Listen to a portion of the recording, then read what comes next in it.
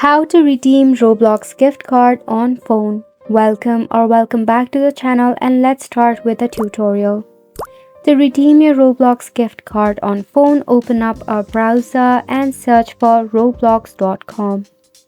You'll be redirected to the official website of your Roblox. Make sure to log in into your Roblox account.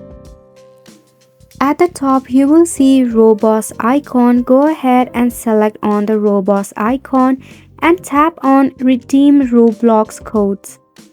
In this code dialog box, you can go ahead and enter your code, which will be at the back of your gift card if you have a physical gift card.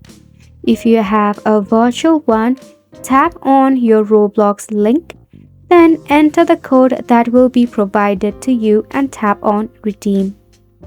If you face any issue regarding the redemption process, at the bottom you will see additional information and some of the articles and video tutorial for you.